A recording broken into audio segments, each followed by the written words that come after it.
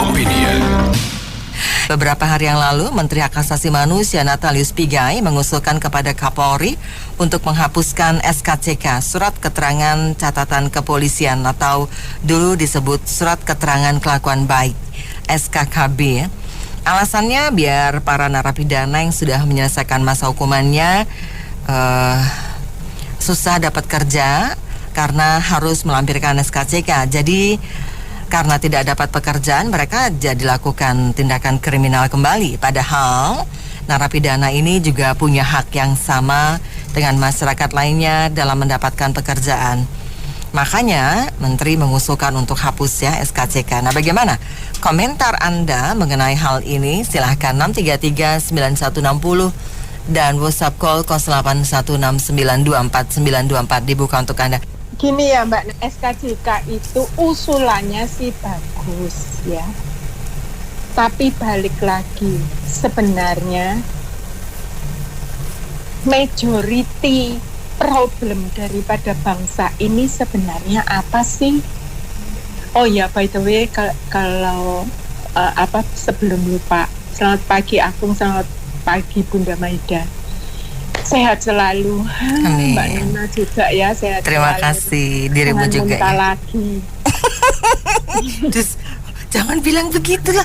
Beda hoe aja. Loh, kalau nggak diingatin nanti bandel. Terima kasih. Aduh, yang satu ini memang luar biasa perhatiannya. Sebenarnya manusia memang perlu diingatkan ya. Benar, Jadi, setuju.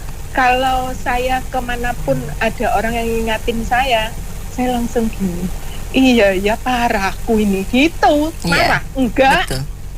Enggak betul-betul bagus kok. Itu salah satu bentuk perhatian ya. Iya, bukan gitu lagi. Apalagi kalau orang perempuan kan nggak suka ya kalau di ngomong gini, kok makin gemuk gitu ya. Terus metoto, enggak kalau aku. Karena kalau nggak ada yang negor nanti seenak sendiri. Betul. Kan. Ya, itu namanya manusia gitu loh. Betul. Nah, kalau aku senang sih dibilang makin gemuk. Karena makmur. Kalau itu beranya bahagia. Oke, sok yuk. Nah, sekarang sebenarnya idenya bagus, oke? Tapi problem bangsa ini adalah mental, ya, Mbak Nena, mental. Cara berpikir, terus malas belajar, malas membaca. Ini saya mau tanya ke Mbak Nena. Mbak Nena aktif di sosial media. Apakah Mbak Nena mempelajari selain viewer, berapa viewer yang Mbak Nena lihat? Apakah ada Mbak Nena melihat berapa menit mereka spend di tempat Mbak Nena untuk satu video itu dibaca atau didengarkan? Wah, itu sih iya. Aku pasti lihat. Aku akan tahu bagaimana terus, di titik berapa, oke? Rata-ratanya kalau video itu yang pendidikan dan panjang, pendidikan kan pasti panjang. Kira-kira 30 menit atau 10 menit aja lah, nggak usah ngomong 30 menit. Nggak ada yang ngelihat full sampai habis. Iya betul. Itulah maka fungsinya hook untuk sosial media itu penting. Yuk lanjut. Itu. Nah sekarang pertanyaan saya, kalau kamu ngelihatnya cuman judulnya doang, judulnya doang, mending kepotong. Judulnya doang, emang lu bisa ngerti keseluruhan dan menguasai? Enggak dong. Nah, justru itu saya kalau mau posting itu video walaupun 40 menit, saya berulang-ulang saya dengar dan saya pahami banget, baru saya nanti tulis judul. Betul. Nah, bayangin aja gimana caranya kalau kita nggak menguasai materinya, terus kita bisa mengekspos. Nah, ini balik lagi ke contoh DPR yang mau rame-rame mundur semuanya. Dengan ramenya gara-gara adalah dia marah dengan KPU. Kenapa KPU kok nggak tahu ada ijazah palsu lah atau apa palsu lah kayak gitu-gitu ya. Pertanyaan saya, emangnya lu juga genah? Itu aja, ya kan? Kok lu teriak-teriak di gedung DPR mau mundur? Berbahagialah rakyat Indonesia kalau ada DPR yang mau rame-rame mundur, apalagi satu partai mundur. Bagus, terima kasih. Kenapa? Pajak kita dihemat, gitu ya. Nah, pertanyaan saya, anak-anak itu ngerti nggak kalau ini itu adalah cuman cari muka? Ngerti nggak kalau prosesnya KPU itu yang pilih siapa? Partai politik. Nah, terus KPU itu kalau mau masuk jadi KPU, terutama ketuanya KPU juga harus bayar. Bayarnya ke siapa? Ke Pas FM? Siapa Mbak Nina? Nah, balik lagi kan. Jadi kalau kita ngomong bahwa si Ahok itu bagus, sebenarnya ngapain pakai orang luar negeri? Gini ya, Ahok itu memang bagus, benar. Ahok itu bagus sebelum Ahok masuk ke PDIP. Tapi setelah Ahok masuk PDIP, hitam bisa jadi putih. Kenapa? Dia ngomong, Pak Jokowi tidak nawarin saya Dirut Pertamina. Padahal yang bisa berbuat banyak adalah Dirut Pertamina. Tapi 1 tahun yang lalu dia di podcast, untung-untung aja di podcast. Jadi banyak orang yang memviralkan, mengatakan saya ditawarin Dirut, tapi saya nggak mau. Nggak Pak, saya mau santai, saya mau golf, saya mau belajar bahasa Mandarin, saya mau belajar apa, nggak tahulah kayak gitu. Pokoknya mau santai, mau golf dan belajar bahasa Mandarin, itu yang ada di otak saya, udah terekam. Terus pertanyaan saya, kalau Ahok itu orang kaya, kenapa dia tidak mengorbankan pulaunya dia untuk diberikan kepada para orang miskin untuk diopeni, walaupun dia tidak diberi jatah pejabat oleh PDIP. 1. 2. Pada saat KPK undang-undang revisi undang-undang KPK, saya kan udah bolak-balik ngomong siapa sih yang memprakarsai. Nah, tapi akhir-akhir ini kan Hasto mengatakan bahwa itu Jokowi yang spend sekian juta US dollar untuk maksudnya supaya menggulkan undang-undang KPK. Ada yang kritik saya, Emil Salim ngomong gini, katanya Emil Salim dulu kan juga korupsi atau apa kayak gitu ya. Pertanyaan saya, hello, emangnya Orba dulu itu bagus semua ya? Sama sebenarnya, cuman apa? Orba tangan besi. Makanya saya berharap Pak Prabowo itu tangan besi. Lupain tentang HAM. Kalau enggak akan berubah. Kenapa saya percaya Prabowo boleh tangan besi, padahal itu nanti menakutkan saya juga gitu ya. Karena posisinya beda. Prabowo udah tua, mungkin 1 tahun lagi udah berangkat atau 2 tahun lagi udah berangkat, gua nggak tahu deh pokoknya ya. Terus dia nggak punya beban istri, nggak punya beban anak-anaknya juga udah mandiri. Tapi Soeharto beda, anak-anaknya harus diopenin semua. Nah, pertanyaan saya sekarang, ada nggak Orba yang bener? Nah, sekarang jangan flashback, jangan ke belakang. Emil Salim mengatakan, kasihan tuh Jokowi, dia itu nggak punya teman, dia itu nggak punya siapa-siapa. Dan dia mau nggak mau harus tunduk di bawah partai. Ini ya, tentang undang-undang KPK. Terus, si barusan ini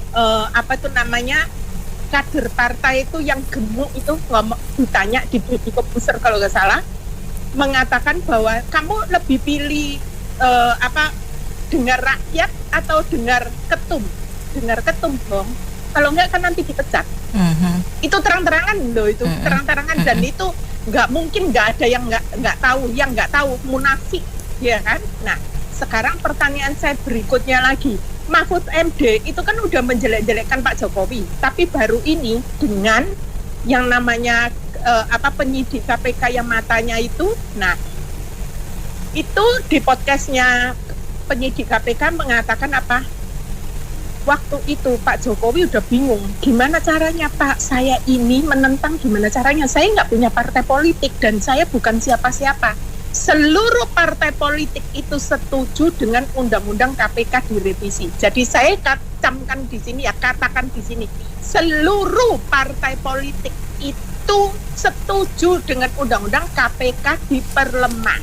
Oke. Nah, terus habis itu si Pak Jokowi akhirnya diberi saran oleh Emil Salim, Pak Jokowi jangan takut, di belakang Anda adalah rakyat. Bikin perpu, setelah keluar bikin perpu dan dibatalkan. Sekarang saya baru ingat flash. Nah, terus Pak Jokowi senang kan? Ya udah, oh ya udah. Terus akhirnya dia makan bersama mereka. Terus nggak taunya kenapa perpu nggak keluar. Saya ingat ada partai yang teriak-teriak di gedung DPR. Coba macam-macam, berani macam-macam. Kalau nggak saya lengserkan, itu ada kata-kata itu. Nanti ya saya cari videonya. Lah, sekarang saya mau nanya, partai politik mana yang kita pro, yang mana yang menentukan adalah mereka-mereka. Terus sekarang partai politik menggiring opini gelap. Habis gelap terbitlah uang, habis demo terbitlah dugem. Apalagi sekarang masih mau ngomong, contoh adalah mahasiswa yang bakar diri, itu 1 dari 1 juta. Sekarang yang bobrok itu berapa banyak? Saya bingung sekarang ya, kalau misalnya Pak Prabowo tidak menggunakan tangan besi seperti di China, negara ini pasti perang seperti di Arab sana itu. Kenapa saya ngomong seperti itu? Kalau didiamkan terus, Mbak Nena tahu nggak? Ada Bang Hana kalau nggak salah dibakar. Itu juga gara-gara demo. Penyuruh demonya sadar nggak? Padahal itu tahun 98, aktivis tahun 98, mahasiswa tahun 98. Nah, sekarang banggakan lagi mahasiswa. Mahasiswa yang mau berkorban itu cuma 10 mahasiswa. Yang lainnya apa? Cari enak, masuk partai politik juga, dan demo juga. Demonya karena dapat uang. Sekarang saya mau nanya, ini sebenarnya problem apa? Mental kan Mbak Nina? Mental lah. Sekarang memperbaiki mental emang gampang. Sekarang kalau nggak pakai tangan besi seperti mental yang bobrok, Menteri Agama, Wakil Menteri Agama, Menteri Agamanya ngena, Wakil Menteri Agama minta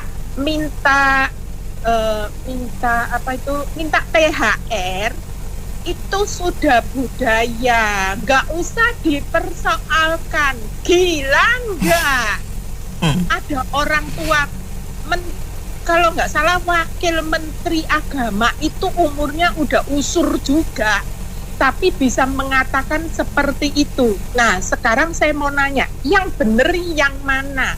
Sementara polisi aja udah kelabakan untuk ngurusin preman. Terus gimana kita cara majunya, gimana ngurusin rakyatnya sendiri aja nggak pecus, ya kan?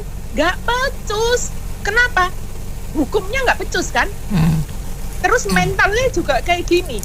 Terus habis itu mahasiswanya bodoh-bodoh, nggak mau baca yang bener. Lah, sekarang saya mau nanya, kalau tiap hari dikompor-komporin, diprovokasi ya oleh partai politik yang kalah kayak gitu terus-terusan, apa nggak lama-lama kita perang sendiri? Sebenarnya demo-demo kali ini tuh ya, sejak demo gelap itu tuh yang dibakar-bakar tuh banyak loh. Kenapa ya media-media mainstream itu kok tidak menayangkan gitu loh, biar orang-orang itu matanya buka gitu loh. Sebenarnya mahasiswa itu kualitasnya gimana sih? Itu sebenarnya mahasiswa atau enggak, orang tuanya kemana gitu loh. Kemana lah? Sekarang saya mau nanya, orang tuanya kemana? Mbak Nena, kalau saya punya anak dan anak saya nggak bener, saya nggak tahu makan nggak bisa, tidur nggak bisa, udah nggak tahu apa gitu ya. Lah tapi sekarang ini para orang tua tenang itu, tidur enak itu, terus gimana? Berarti apa? Kualitasnya apa? Kualitas apa?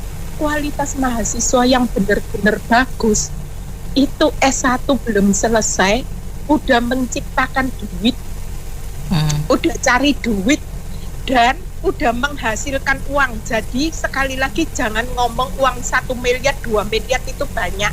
Nggak banyak kalau zaman sekarang. Itu anaknya Puan masuk DPR hartanya berapa, hampir 30 miliar. Dari mana? Gua nggak bingung. Dan saya juga tidak maki. Kenapa? Bapaknya punya perusahaan lebih dari 10 kok. Itu nggak termasuk oligarki apalagi. Nah sekarang kita mau ngiri apa? Nggak usah iri deh. Nah pertanyaan saya, dari mana harus diperbaiki bangsa ini? Dari mana? Apakah Ahok kalau didudukkan di Danantara bisa tidak menghiraukan perintah partai politik? Iya, oke. Jadi balik lagi, sementara saya mau nanya, partai politik yang mana yang kita pros? Kalau DPR-nya diusulkan oleh partai politik, pemimpinnya diusulkan oleh partai politik, itu sebabnya saya balik lagi. Kenapa saya saya berharap Pak Prabowo sebelum meninggal letakkanlah dasar yang benar. Makasih. Saya ambil contoh, saya mau panjang lebar. Contoh Korea Utara sama Korea Selatan. Korea Selatan ini kacau sekarang kan? Ya nggak? Kacau dia masa depannya tuh. Bisa. Korea Utara tenang nggak? Korea Utara nggak jelek kok pembangunan semuanya. Nah itu. Jadi bangsa kita kalau mau maju seperti Tiongkok, zaman dulu seperti peristiwa Tiananmen, kok nggak tegas, hancur Tiongkok. Itu. Kita lihat di Vietnam ributnya. Jadi bangsa kita kok nggak ketegasan Prabowo, benar juga. Masa depan kacau. Tadi apalagi katanya tokoh agama. Masa THR budaya, benar nggak? Itu udah kacau, benar nggak? Kita minta. Kemarin ada orang datang ke tempat saya. Tokoh minta duit. Ya saya ngetok-ngetok pintu. Sampai saya kaget. Saya omelin. Kalau minta duit yang sopan dong. THR gitu. Wah kacau gitu.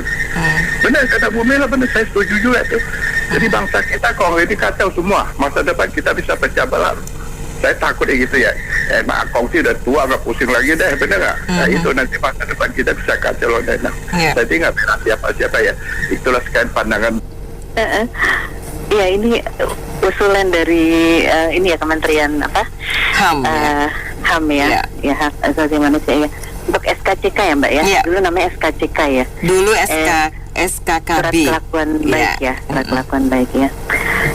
Ya saat ini kalau untuk SKCK atau SKKB ya, mungkin zaman era kita dulu ya Mbak ya. Mungkin kita seangkatan ya, itu kan kalau ada apa? Khususnya untuk loker ya, untuk lamaran kerja atau untuk khusus yang ASN itu ya. Saya ingat itu waktu itu ada pembukaan ASN itu baris kayak semut ya Mbak ya. Iya. Ini kan masih kemarin terakhir waktu rekrutmen ASN kan masih ada kan SKCK itu mengular. Oke, lanjut. Rekrutmen itu di kepolisian ya. Dan kalau untuk sekarang masih relevankah gitu kan ya? Nah, kan untuk surat kelakuan baik atau surat catatan SKCK itu kan sebelum mau menunjukkan dia itu sekarang dalam kondisi clean dalam kasus kriminal kah atau clean and clear gitu ya Mbak ya. Kalau saya rasa kalau memang orang yang notabene tidak masuk dalam bui atau lapas ya, atau tidak dalam catatan kriminal. Nah, kalau di dalam lapas pun itu kan semua kan namanya sekarang warga binaan, ya kan? Berarti nanti ekspektasinya, harapannya setelah menjadi warga binaan di lapas, setelah keluar pasti kan harusnya punya kelakuan yang lebih baik, gitu kan? Jadi tidak perlu ada surat catatan kelakuan baik atau apa, gitu ya. Nah, saya sharing Mbak sedikit. Ini sebelum saya ada aktivitas sebentar, tapi nggak apa-apa lah. Jadi saya waktu itu pelayanan kebetulan pelayanan kerohanian gitu ya di lapas-lapas ya Mbak ya, di lapas-lapas. Jadi sampai dari lapas yang kelas biasa gitu ya, sampai yang kelas kakap gitu ya. Nah, aku dredeg tuh sebetulnya waktu pas pertama kali yang kelas kakap itu ya. Waduh, ini yang dihadapi ini bukan lele dumbo tapi kakap ngono tuh yo. Seperti gadis diserang penyambun itu. Iya makane. Terus wis ngono. Ya, untungnya kan karena intinya pelayanan kerohanian ya kan. Jadi kami ada tim gitu, kami masuk ya tahu sendiri ya kalau di lapas itu kan apa namanya ada ringnya sampai 10 gitu ya Mbak, 1, 2, 3, 4 ya kan, itu harus benar-benar steril ya kan, kita dicek gitu.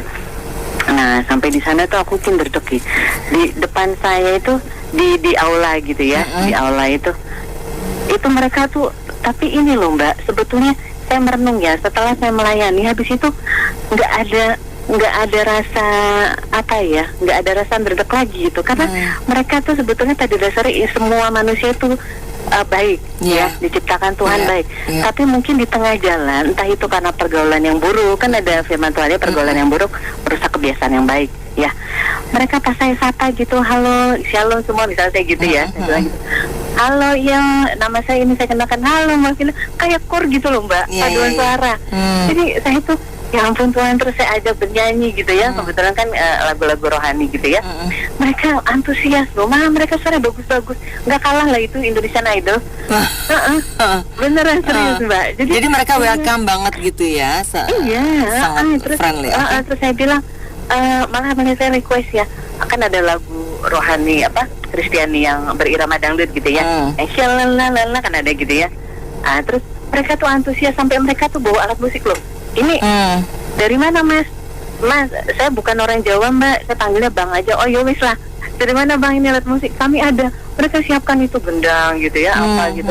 Mereka tabu gitu. Terus mereka juga kasih apa kesempatan gitu, mereka vokal grup mereka nyanyi bagus-bagus, suara saya tuh sampai apa ya, sampai terharu gitu ya, kok ini semua pada dasarnya mereka orang baik, mereka salaman gitu kan ke saya gitu kan, makasih ya Kak, makasih ya ini pelayanannya, saya tepuk-tepuk pundaknya gitu kan, saya sebenarnya mereka pada dasarnya ya Mbak ya, saya rasa yang di lapas itu tidak semua mungkin didikan dari keluarganya ya, sebenarnya mereka dari keluarga baik-baik ya kan. Nah karena tadi itu pergaulan, nah inilah PR-nya kementerian, ini kan solusinya supaya mereka keluar dari lapas, bukannya malah jadi hancur kan, bukan hancur, ditolak oleh masyarakat gitu ya. Kalau sudah warga binaan berarti mereka lulus nih, dapat rapot baik gitu toh, dapat sertifikat baik gitu kan ya, mereka kan semua sama ya, dijamin di konstitusi juga semua sama ya, warga negara sama kedudukan dalam hukum gitu kan. Jadi mungkin ekspektasinya ya kalau mereka jadi warga binaan keluar juga ya inilah bersinergi lah, misalnya Kementerian Tenaga Kerja bersinergi untuk bagaimana mendapatkan peluang apa, mereka diberi kesempatan untuk peluang kerja gitu ya, kan ada pelatihan-pelatihan di dalam gitu ya, selain pelatihan kerohanian dan lain-lain gitu ya, pelatihan skill keterampilan gitu ya Mbak. Saya itu loh sampai mereka keluar dari lapas pun kadang masih saya pelayanan ya di gereja gitu, masih ingat saya Kak Vina, iya jadi mereka ya ada juga ya Mbak yang keluar dari situ rapotnya baik gitu kan, rapotnya baik juga. Jadi memang ya yang tadi apa bayangan saya ya di lapas itu menyeramkan ternyata tidak ya, manusia biasa. Iya, mereka manusia biasa yang punya perasaan pernah juga punya salah punya penyesalan. Jadi saya rasa memang untuk saat ini memang kondisinya sudah tidak relevan, tidak diperlukan SKCK kecuali mantan ini ya, napi koruptor. Tadi saya sepakat sama Ibu Nila sebelumnya ya.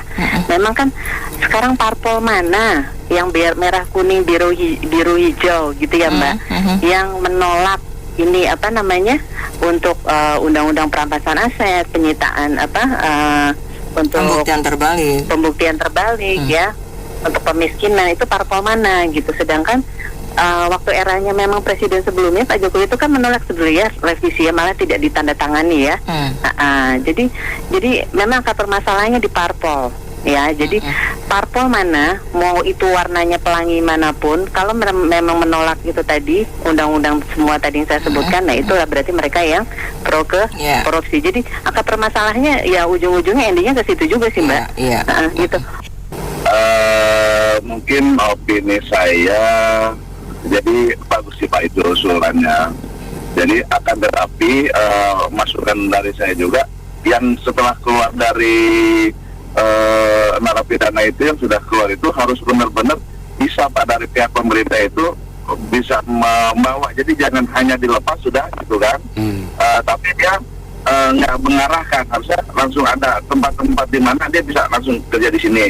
Dia keterampilannya apa, entah itu di bengkel ataupun apa, langsung dia tempat-tempatkan Pak, gitu. Itu yang akan membuat tidak lagi akan dia mungkin balik lagi gitu Pak. Selain yang surat itu dicabut aja memang, nggak mesti itu. Kalau semuanya udah itu syarat yang nggak, menurut saya nggak mesti lagi lah memang.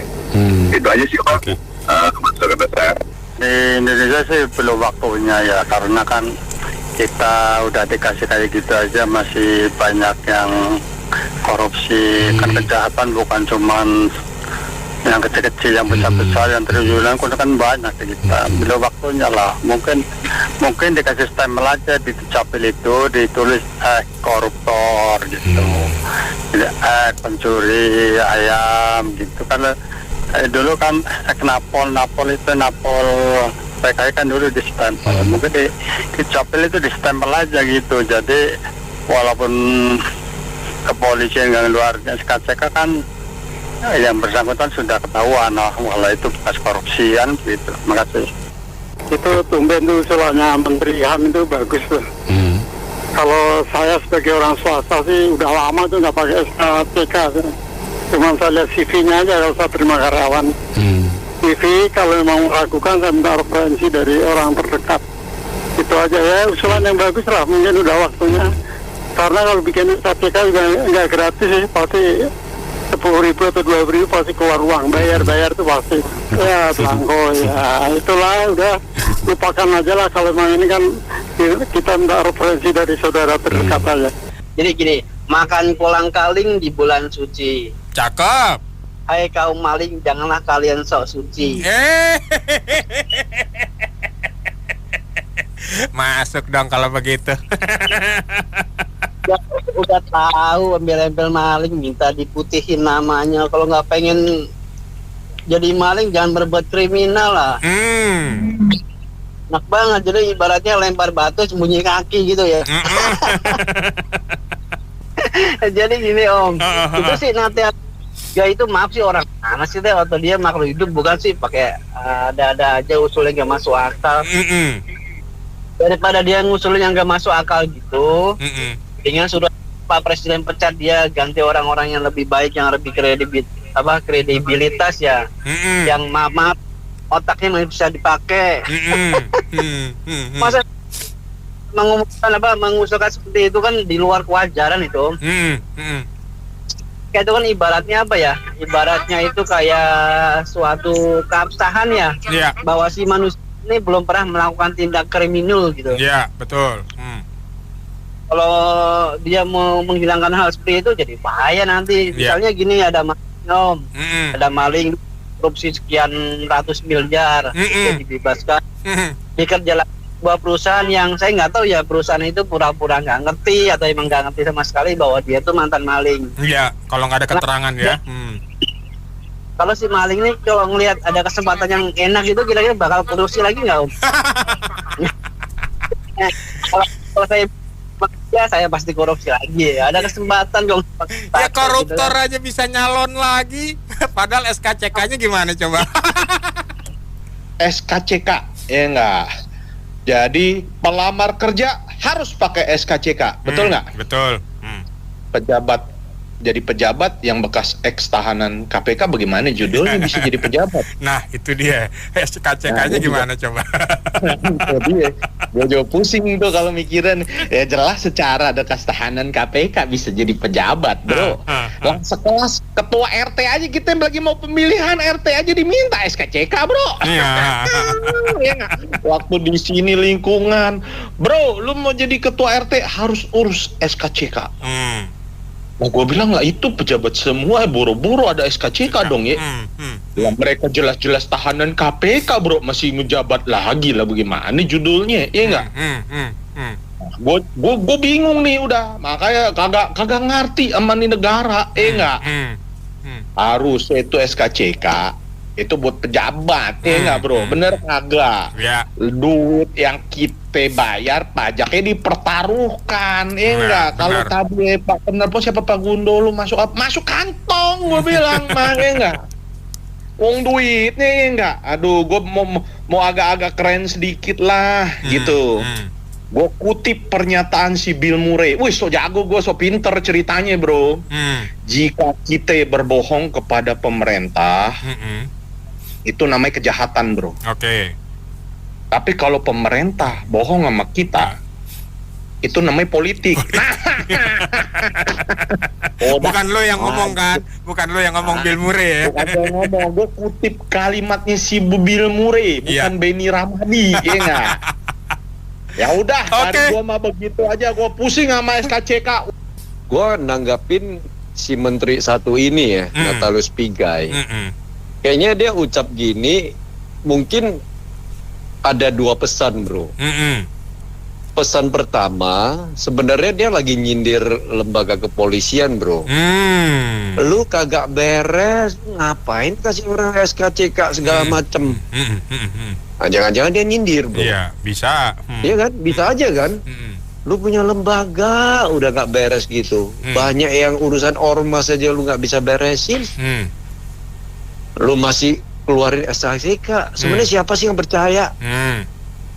Emang koruptor ada harus minta SKCK nggak dari pejabat? Iya. Ya itu dia kan. Ya bener-bener ini kita itu negara yang menurut gua sih Konoha lebih baik kali ya, Wakanda lebih baik dari kita kali. Bener, bro. Lagi tahun kemarin di tempat gua yang mau ngajuin RT itu bener minta SKCK. Minta SKCK ya. Sebagai bener, syarat. dia minta, bro. Nah, gua kagak tahu nih yang udah jadi pejabat ex-koruptor diminta nggak? Kalau koruptor minta SKCK kan nggak bisa naik dia tuh. Iya. Iya nggak, bro? Makanya gue pikir ini Natalius lagi nyindir ini lembaga kepolisian kali. Urusan ormas aja nggak beres-beres. Ya kan, bukan kita ngomong Kapolri gimana, Kapolri ini nggak tahu perintahnya ke anak buah kagak tegas atau kagak didengar ya. Kalau nggak salah ini Listio ini dulu kabar eskrim loh itu. Iya. Ini kabar eskrim itu. Cuma kelihatannya bertahan terus. Mungkin Prabowo udah lagi ngitung-ngitung kali ya, ngitung hari baik kali. Gitu, hari tapi yang gue ya itu ngitung hari baik buat SKCK-in gitu kali, bro. Ya bener, ini urusan ormas banyak yang kepolisian itu kok nggak menunjukkan giginya sih. Iya. Orang mah gigi taring nggak ada, geraham kayak buat gigi, ini giginya gigi buat susu gitu ya. Iya, itu dia. Nah, yang kedua juga bisa jadi si Natalius Pigai ini ngomongnya bener. Ya buat apa sih gini-ginian, zaman udah berubah lah. Ini dulu kan ingat gak zaman kita lagi apa, udah berapa puluh tahun lalu kan surat keterangan berkelakuan baik kan dulu. Betul. Iya kan. Aduh, sekarang banyak orang kelakuan mah kagak baik lah. Gak usah pakai surat lah. Capek kita ngurusin. Jadi kalau bagi gua sebenarnya udah nggak zamannya lagi sih pakai SKCK gini. Udah nggak zaman, apalagi yang keluarinnya lembaga kepolisian lagi. Yang kita tahu dalam juga banyak kagak beres, bro. Jadi udahlah, nggak usah pusing lah sama SKCK. SKCK itu pasti dibutuhkan, Bung Ben. Ya. Apalagi zaman udah digital kan, harusnya digital yang bermain. Jadi data-data manusia hitam itu kelihatan semuanya. Misalnya si Bejo, begitu masuk mau kerja jadi pejabat, lihat Bejo apa kayak kau dia, udah kelihatan datanya. Korupsi sekian ember, blacklist langsung, laporkan masuk ke instansi terkait. Sejaman kan udah canggih. Ya nggak? SKCK itu memang dibutuhkan. Satu yang kita utamakan itu bahwa ini segelintir manusia yang mengelola negara ini itu dibutuhkan. Kenapa saya bilang dibutuhkan? Karena ya orang tua saya dulu eselon saja itu sampai dia pensiun saja itu mungkin kenaikan jabatan saja itu diperlukan SKCK itu. Jadi nggak pada waktu sekali itu aja. Waktu zaman kita dulu kan SKKB ya. Iya, surat kelakuan keterangan berkelakuan baik. Lakunya cuma sampai 6 bulan sekali kan. Waktu zaman kita itu nggak tahu, kalau sekarang lakunya sampai berapa puluh tahun kita nggak tahu deh. Ya nggak. Iya dong, berapa puluh tahun, karena kita lihat sendiri para segelintir manusia ini kok dia dulu udah nyomok duit ini jadi ngejabat lagi. Iya. Kita nggak tahu keberlakuan SKCK-nya berapa puluh tahun berlakunya sekarang. Kalau saya tahunya dulu 6 bulan sekali. Kalau 6 bulan sekali saya nggak bisa ini saya ada perlu lagi, saya harus bikin lagi, uang lagi saya kasih. Nyaman kan? Kalau mau uangnya itu dibebaskan lah buat rakyat kita ini, apalagi yang napi, Bung Ben. Napi ini kasihan ya, saya juga banyak temen yang napi. Dia mau bekerja saja perlu SKCK. Waduh, terbentur, udah drop duluan dia. Ya tadi Bung Ben bilang tadi, udah nggak bisa ngapain ya, udah kembali lagi ke asalnya lagi.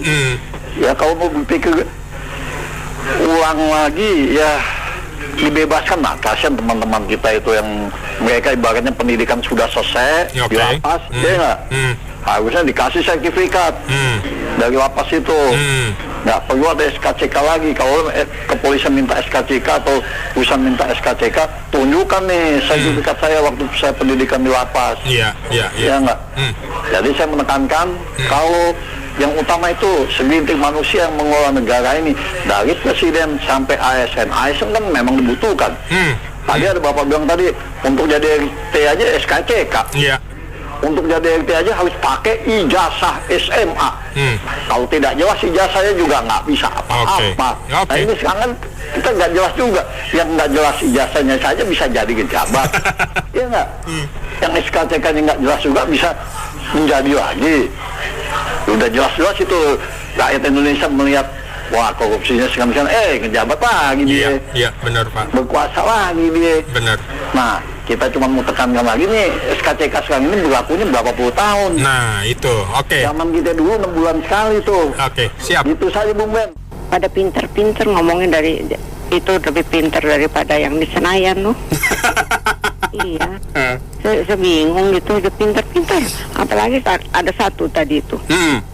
Saya bilang kok yang malah yang komplain-komplain begini pada pinter-pinter. Termasuk Benny Pan. Tahu yang di sono kok pada kalah semua gitu. Gitu aja. SKCK itu kepanjangannya apa sih? Harus dikelirkan dulu gitu. Jangan hanya karena dengar SKCK kok pada berontak semua gitu loh. Harus clear. Terus kedua, mengapa harus cek ombak sih ke halayak rame? Bicara aja berdua kan, ke Kapolrinya, terus putusin. Nah, tinggal tunggu nih, yang setuju siapa, yang umum siapa kan Pak Presiden udah ngomong memperbaiki komunikasi. Iya nggak? Benar. Jangan cek ombak, bikin kisru, nanti bilang pansos marah, ya nggak? Jadi sebaiknya gitu. Terus kedua, sebenarnya mungkin SKCK yang dimasukkan surat apa keterangan kelakuan atau gimana itu mungkin mau dihapus, setuju, tapi digantinya dengan Dukcapil gitu loh. Dukcapil itu otomatis nih si A udah masuk penjara langsung di blacklist. Database-nya nggak jangan blacklist, kejam banget. Jadi di data Dukcapilnya itu langsung tulis tuh pekerjaan, ya kan, mantan narapidana berapa tahun. Jadi database-nya diperbaiki. Jadi begitu mau terima pegawai nggak usah minta surat keterangan segala macam, tinggal kita bisa akses, ketik namanya dan di data fotokopi dikasih ke kita. Nah kita ketik namanya, ternyata datanya wah mantan narapidana, wah mantan membunuh 20 tahun penjara. Nah itu aja yang perlu. Mungkin maksudnya Menteri HAM ini benar, jadi SKCK itu dihapus, tapi digantikan dengan surat keterangan itu ya.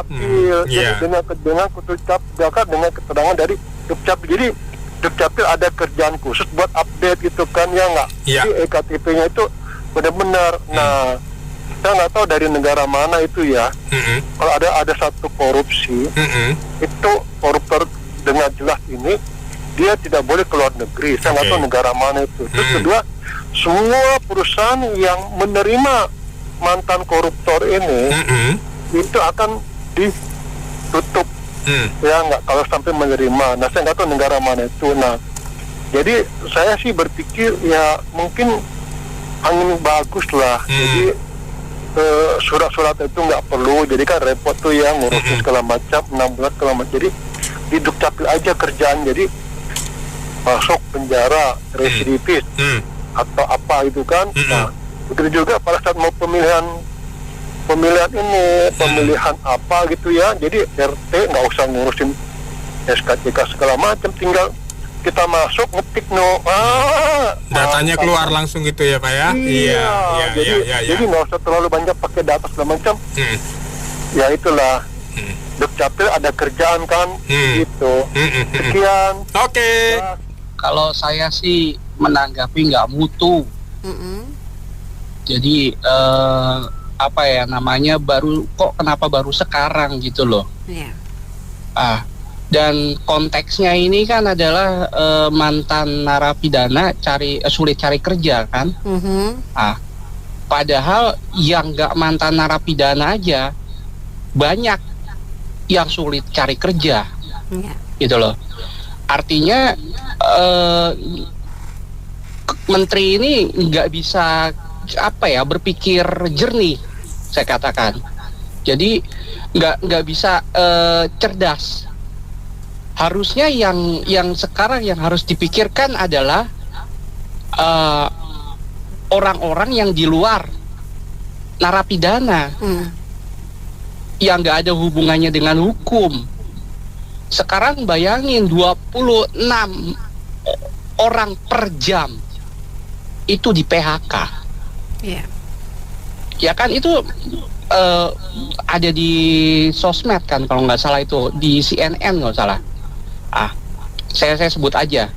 Jadi 26 orang per jam itu di PHK. Jadi kalau 1 bulan aja udah berapa? 280.000. Ya. Sekarang harusnya yang harus disolusikan adalah kementerian ini harusnya mencari jalan bagaimana nih caranya. Misalkan perusahaan sudah tidak perlu menuliskan mengenai batas usia. Itu yang terpenting. Maksudnya untuk lamaran, Pak? Iya, untuk lamaran kerja. Loh, sekarang kita itu di Indonesia itu dibatasin semua. Ya toh, usia-usia yang 30 tahun aja udah susah cari kerja. Apalagi usia 40, 45, 50. Wassalam. Itu loh. Nah, harusnya ini yang harus dibahas. Itu loh. Terus yang kedua soal masalah upah. Ya toh? Soal upah, sistem kerja. Ini juga sebenarnya masuk dalam persoalan kemanusiaan tenaga kerja Indonesia kan. Ya toh? Harusnya ini juga dibahas bersama ketenaga kerjaan juga. Ya toh? Jadi jangan kemudian ini aspeknya ini hanya mencakup ini doang, mantan narapidana. Lah sekarang kalau misalnya SKCK ditiadakan tapi usia dibatasin, bisa kerja nggak? Susah dong. Nggak bisa. Nggak bisa kan? Berarti kan yang tadi saya bilang nggak cerdas, ya toh? Yang harus lebih penting kan itu batas usia. Terus sistem kerja sekarang, kemitraan. Seperti misalnya kita lihat berapa persen sekarang pengangguran, kemudian beralih kerja menjadi apa? Menjadi ART dan supir driver online, ya toh. Nah, mitranya ini juga nggak jelas. Harusnya ini kementerian juga membahas ini, selesaikan ini. Contohnya aja kemarin yang katanya THR, ya toh, yang sampai ojol aja cuma ada yang dikirim cuma 50.000, 100.000, dan juga pengirimannya itu nggak serentak. Berarti kan nipu, ya toh. Jawanya ngapusi, ya toh. Nah, ini kan juga masalah HAM, masalah kemanusiaan dong. Indonesia punya nggak istilahnya effort ke situ, gitu kan? Kalau Indonesia mau menjadi negara maju, ya dia harus punya effort ke situ dong, ya toh. Nah, kembali lagi kalau SKCK, saya mungkin bukannya itu dihapus, Tetapi misalkan kepolisian itu kemudian SKCK berlaku selama 1 tahun atau 2 tahun misalkan, ya toh. Jadi jangan kalau sekarang itu 6 bulan itu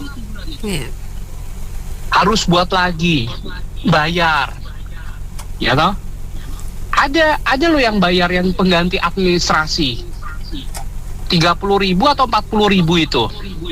Nah itu juga harus dikaji. Nah, sekarang nggak bisa juga. Kemudian mantan narapidana, ya mohon maaf, yang kasusnya itu berat, sekarang siapa yang mau menjamin?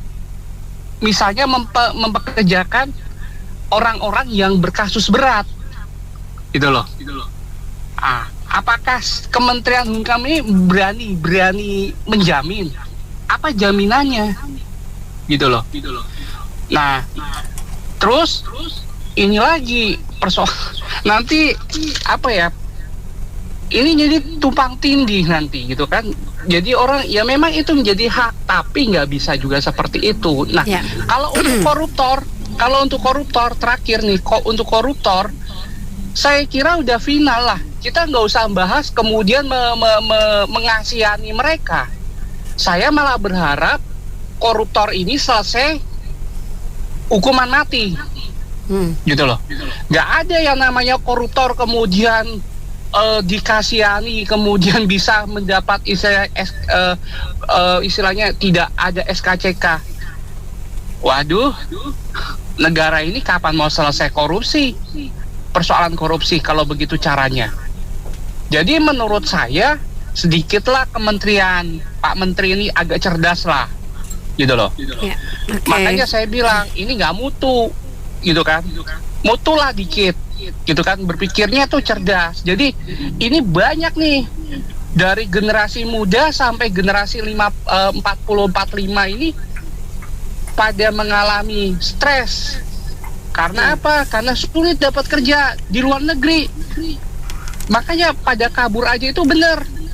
Saya dapat informasi menjadi driver aja di sana atau kurir di kalau out itu apa ya? Mata uang out Australia ya. Itu perharinya itu mendapat 21 out. 21 out itu berapa? Kalau dikalikan 30 hari, ya toh? Atau dikalikan per jam lalu dikalikan 30 hari.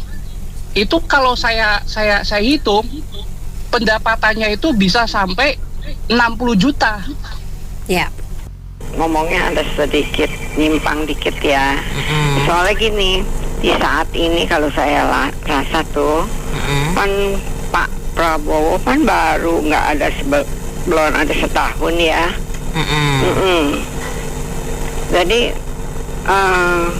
belum setahun tapi baru duduk belum setahun sampah penuh, tikus penuh, sampah-sampah penuh, sama-sama politik lah kayak begitulah ya. Jadi pasti Pak Prabowo tuh nggak pingsan udah bagus, kelabakan ngurusin negara ini. Jadi saya merasa sih kita juga jadi pusing. Komentar-komentar di Mas FM ini juga pada bingung, kritik terus. Jadi saya rasa sih sebelumnya tuh udah banyak sampah. Jadi bukannya dari Prabowo, kalau saya lihat kan begitu. Jadi yang sudah-sudahnya tuh saya nggak tahu udah siapa yang pimpin. Menjadi sampah banyak. Jadi itu bau-baunya juga udah pada kemana-mana itu.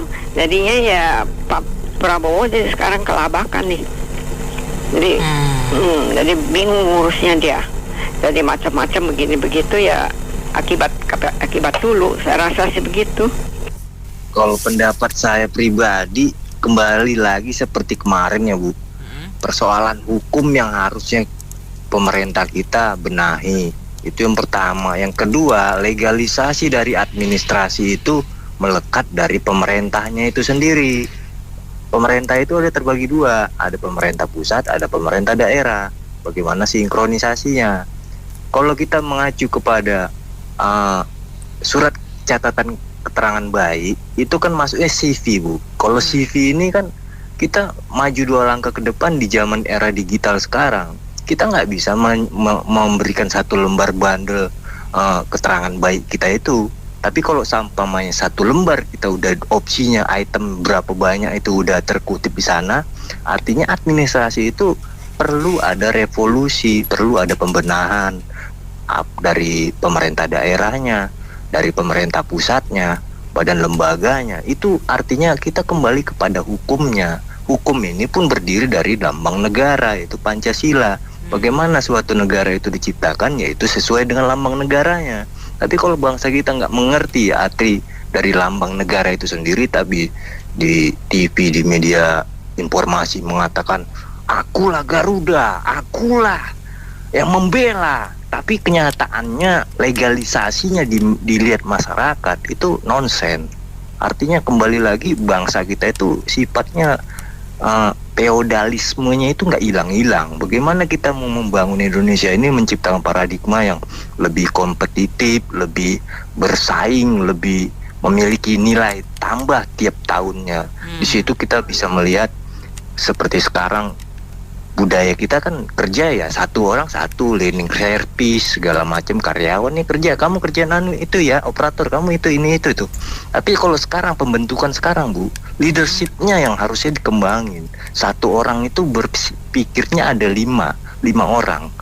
Pertemanan, grup lah di kita lihat di Facebook dan Instagram lainnya, tanpa 5 orang grup minimal 1 orang yang maju itu nggak ada apa-apanya, Bu. Di zaman yang seperti sekarang, abad 23, abad sentris 23, yaitu industrialisasi AI. Jadi menurut saya begitu aja, kembali lagi kepada hukum, administrasi, dan lambang negara itu tadi ditegakkan pemerintah, eksekutif, legislatif, yudikatif. Yang namanya SKCK itu kan semacam surat keabsahan ya, bahwa si manusia ini sampai pada saat dia dibuatkan SKCK itu tidak melakukan tindakan melawan hukum gitu loh, Pak. Kan seandainya nih ada koruptor atau maling lah gitu kan, dia habis hukum misalnya 5 tahun, kemudian dia bebas, dia melamar kerja lagi di sebuah mungkin di tempat ini atau pura-pura nggak tahu atau emang nggak tahu bahwa dia ini bekas maling. Bisa bayangin, Mbak, bahwa dia pasti akan melakukan hal yang sama atau enggak, kira-kira.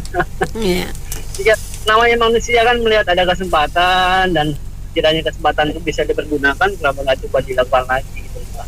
Ya sama lah seperti beberapa perusahaan milik negara yang saat ini dikepalai gitu oleh beberapa orang bekas koruptor yang kayak kayak Danantara kemarin lah contohnya kan, nggak tahu bekas maling dimasukin jadi sebagai pemimpin di situ kan. Nah, dia sebaiknya sih daripada Natalius Pigai meminta polisi untuk menghapuskan SKCK, dengan Pak Prabowo pecat dia aja lah, ganti menteri yang lain gitu daripada bikin itu. Teratas gitu, Mas, sebagai menteri HAM. Menteri HAM atau menteri apa nih? Iya, betul, HAM. Menteri HAM ya. Itu kan dia tahu namanya HAM tuh berkaitan dengan kemanusiaan juga. Nah, kalau manusia sudah bersalah terus ditutupi kesalahannya, apa enggak bahaya itu. Jadi sebaiknya itu saya bilang daripada dia menghapus SKCK, mendingan Pak Presiden sudah pecat dia aja, Mbak. Saya tidak setuju. Kan dari kecil udah diajarin ilmu agama itu tidak boleh berbuat jahat sama orang. Sehari sholat 5 kali, ke gereja setiap minggu, ke wihara. Kok perbuatannya bisa begitu, nipu, korupsi segala.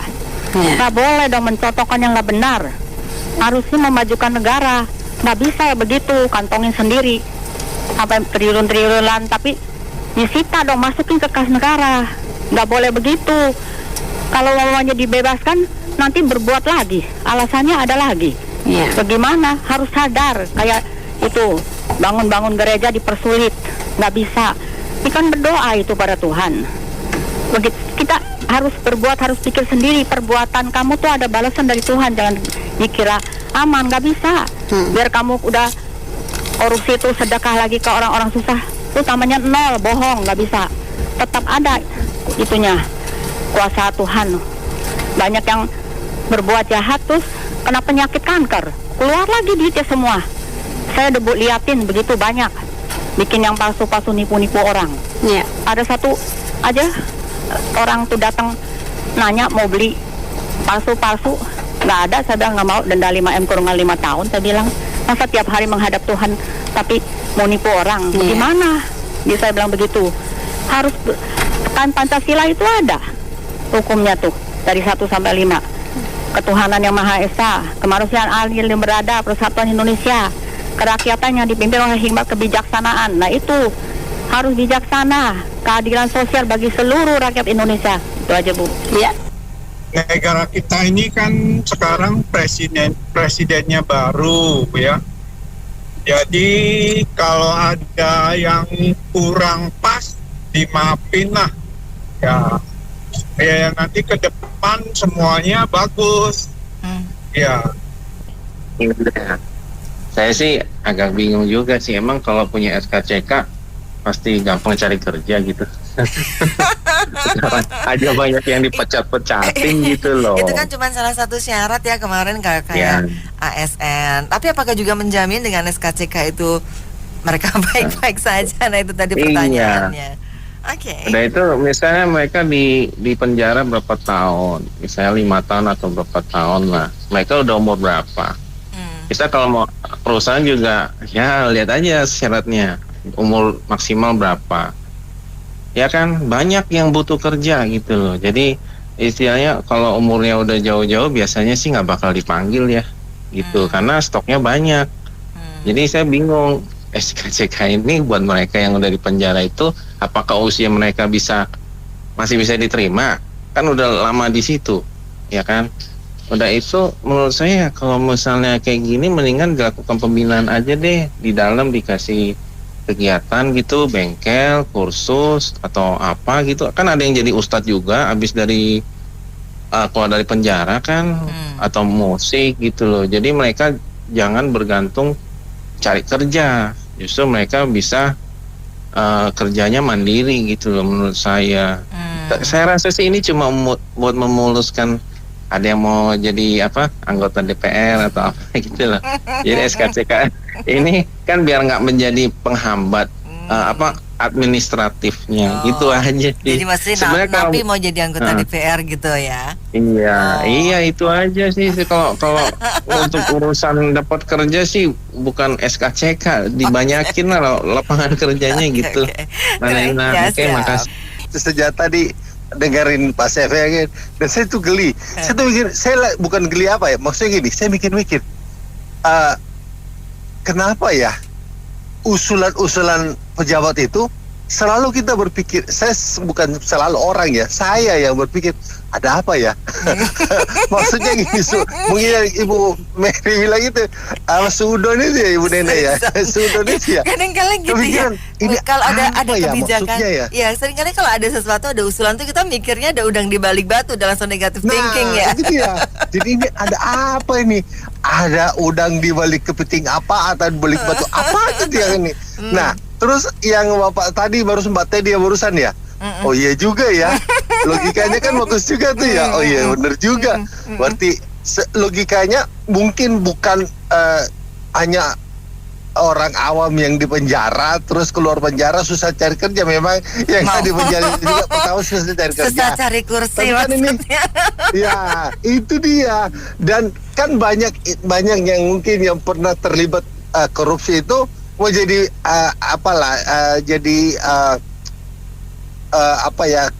kayak orang-orang ya pendamping pejabat itu kan orang kalau dilihat ini ada ini loh, ini bahaya loh. Nah kan orang, nah ini kalau ini ada lagi nih sudah dibersihkan, kan keren kan, sudah korupsi gitu keluar. Sekarang kan korupsi yang pejabat korupsi itu kan cepat banget keluar, sudah selesai hukumannya. Nah itu dia yang saya berpikir, oh ini ya nanti sudah punya modal gede, nanti jadi DPR, jadi aman pejabat lagi, aman buat berkarir lagi, maksudnya gitu kan? Iya, benar banget. Waduh, ada di balik B, tapi ya mudah-mudahan niatnya baik lah. Maksudnya ya berharap bahwa Indonesia semakin bagus. angka pengangguran menurun gitu ya. Jadi orang-orang yang bekas napi juga bisa dapat pekerjaan, bisa lebih mulus lah dapat kerjaan. Saya kira itu harapan saya sih, harapan baiknya. Iya, kali ini Bang Tiga ini rada benar ya. Baru kali ini nih ketemu. Biasanya rada ngaco. Ini benar ya. Itu kalau orang berbuat sesuatu yang jahat, ya balasannya hukuman. Ya, hukum yang bertindak. Polisi ya bertindak. Itu kan profesional. Bukan minta surat. Itu kayak dari dulu kita tahu. Surat kelakuan baik ini kan cuma kayak kasih duit aja ke polisi, pasti dikeluarin tuh. Jadi nggak ada apa-apanya. Terus efeknya apa? Nggak menjamin juga kan kelakuan orang itu pasti benar. Itu memangnya benar itu yang di Senayan cari proyek semua. Apa? Mau surat apa juga dia bisa keluarin. Pakai surat aja masih bisa begitu, apalagi nggak pakai surat loh, Papa. Iya. Malah bisa-bisa mereka kalau dibutuhkan dia minta ke yang pegang stempel surga. Nih, orang ini pasti dijamin masuk surga. Ya, kelakuannya baik segala macam. Terus karena dia sumbang. Disogok juga yang di surga, bisa nggak? Oh iya dong. Itu semua disogok semua, tembus itu ke langit. Jadi ngibul aja lah kita sebagai bernegara itu banyak yang ngaco, yang nggak semestinya diada-adain buat cari duit. Ya, SIM itu kan kenapa mesti ada expire? Apakah orangnya jadi bego? Apa jadi pikun? Kan dia bisa membawa mobil, ya terus-terusan dong, seumur hidup. Kecuali dia melanggar ada tangkap gitu ya. Ada sanksi, sekali peringatan, 2 kali, 3 kali dicabut. Kan begitu caranya. Bukan tiap 5 tahun duit lagi. Jadi kita ini negara memang gede. Makasih. Nggak ada fungsinya SKCK itu. Boleh gitu. Karena cuman ngeribet-ribetin aja kalau mau ngelamar kerja, bukan hanya narapidana, semua juga harus bikin itu kan. Dan itu cuma setor duit doang, nggak ada apa-apa aja. Ya sepakat juga tadi kan, kalau yang yang koruptor tuh gimana? Surat kelakuan apa yang nanti yang dikasih? Ada surat keterangan sebagai koruptor, bebas korupsi. Singapura kan katanya KTP-nya dibolongin atau apa dikasih itu. Ini soal SKCK, setahu saya, tapi nggak tahu deh bener apa enggak ya Kak ya.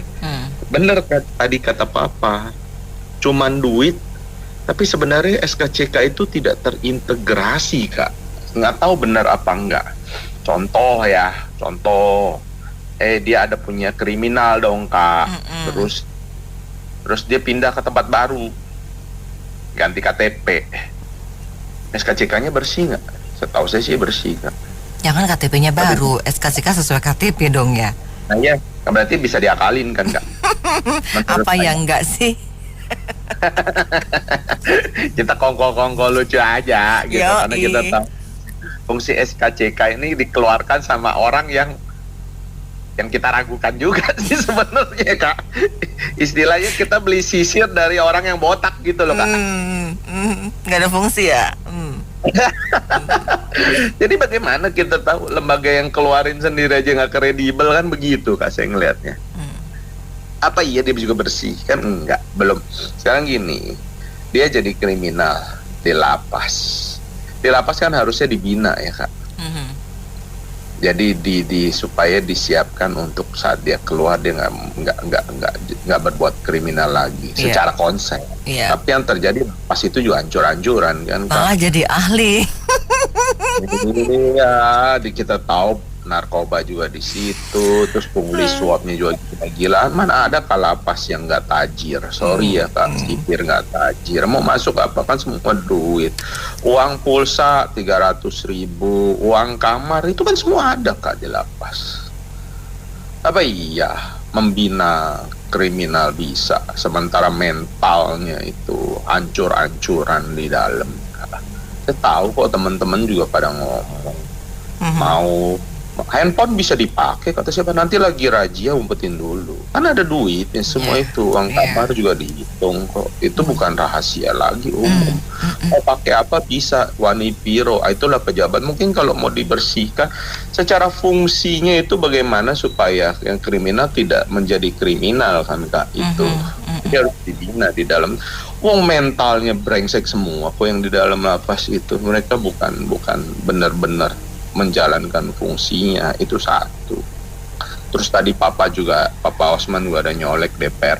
Lihat aja SKCK emang berlaku buat DPR, itu mah gampang dibikin Kak. Bener kayak contoh DPRD Singkawang tuh yang pelecehan kan Kak.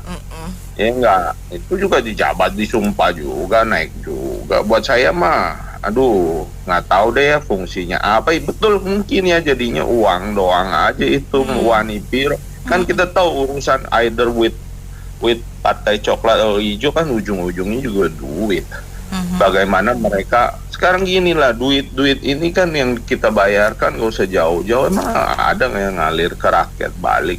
Kan saya ada bilang Kak, kayak contoh bagaimana jauhnya disparitas harga antara Malaysia sama kita untuk STNK jauh banget. Avanza 300, di kita 4 juta, belum progresif. Itu duit apakah masuk ke rakyat balik kan? Kita tanda-tanya siapa yang mengaudit mereka, siapa yang bisa menghukum mereka? Nggak ada Kak, dan itu sudah abadi, jadi melekat perpindahan generasi aja. Kita lihat yang makmur ya mereka, makanya mereka sangat menikmati ketika mereka menjabat. Ya rakyat kalau marah ya wajar lah ya Kak ya, menurut saya ya. Cuman belum meletus saja ya, itu yang saya bilang. Ya kita boleh ngebela, tapi kita nggak mengkultuskan, kita kritiknya ngebangun. Sampai kapan kalian ini berbuat ini? Kita nggak ngejelekin loh Kak, karena kalian yang berbuat jelek, kalian yang mempertontonkan kejelekan kan, itu Kak. Menurut saya itu. Ke SKCK closingan saya jadi ingat dulu waktu zaman pilkada udah ada yang mengurus SKCK tapi nggak jadi maju pilkada. Itu aja Kak, terima kasih. Saya lihat dari dua aspek kan Ena. Satu sisi adalah dari human rights, artinya memang HAM kan ya kaitannya dengan hak asasi. Memang setiap warga negara di dalam kedudukannya di negara hukum itu kan memang ada haknya adalah apa di dalam hukum. Yang pertama ada dapat amnesti, ada dapat gerasi kalau misalnya sampai ada itu kan pengampunan dari presiden. Terus habis itu ada abolisi, pengguguran kasus hukumnya kalau memang ternyata tidak dapat dibuktikan, dan ada rehabilitasi. Nah memang tadi yang disampaikan ya betul, kalau istilahnya seseorang yang bersalah didakwa dan juga sudah melakukan tanda petik kewajiban, ya bukan kewajiban sih, maksudnya punishment-nya, menebus dosa-dosanya gitu sebagai ganjaran dari perbuatannya, kan harusnya setelah keluar dari masa hukuman dia mendapatkan yang namanya rehabilitasi kan gitu kan ya. Nah terus kaitannya sama SKCK. Memang betul yang disampaikan tadi Pak Osman, Pak Tony, nggak ada gunanya, dan memang tidak ada keterkaitannya. Maksudnya tidak ada istilahnya hubungan dengan yang lain-lain. Begitu ganti KTP, ganti alamat ya SKCK putih lagi gitu kan. Nah sedikit saran Kak Nena, kita itu kan sebetulnya sudah masuk di era digital, era yang istilahnya keterbukaan informasi. Satu, SKCK itu nggak perlu tidak diperlukan lagi, karena memang ya isinya SKCK, ngurus SKCK dulu saya waktu pas mau ngelamar kerjaan gitu berapa puluh ribu gitu kan Nena. Dan saya yakin berapa puluh ribunya itu kayaknya kok yang nggak sampai ke nggak sampai ke negara dan nggak sampai ke dipakai untuk kepentingan rakyat ya gitu. Terus karena sistem digitalisasi itu sudah istilahnya sebuah keniscayaan yang harus kita mau tidak mau mengikuti. Kenapa kok tidak memakai sistem digitalisasi itu seperti halnya IKTP. Di sistem kesehatan kan, Nena? Kalau di sistem kesehatan kita kan kalau nganu ya kan, Nena, pengadaan gitu ya, kan ada yang namanya e-katalog gitu kan. Pengadaan barang dan jasa itu kan ada e-katalog gitu kan. Terus habis itu memang di pelayanan kesehatan sendiri kita kan ada sistem yang namanya Satu Sehat. Satu Sehat itu kan, Nena, kalau misalnya saya misalnya sakit gitu, periksa di satu rumah sakit, itu satu Indonesia bisa mengakses kan, Nena. Oh, jadi apa? Medical reportnya itu online betul, gitu? Betul, sehingga betul kan, Nena. Karena apa? Kadang misalnya kita kayak kita berobat ke satu rumah sakit atau ke satu tenaga kesehatan, kadang reportnya itu kalau membuatkan rujukan itu kan tidak bisa lengkap gitu loh. Tetapi begitu kita bisa buka akses datanya, oh ini riwayat sakitnya apa saja, bahkan misalnya kalau ditemukan ini pas lagi mudik nih, tidak ada catatan kesehatan di rumah sakit tersebut.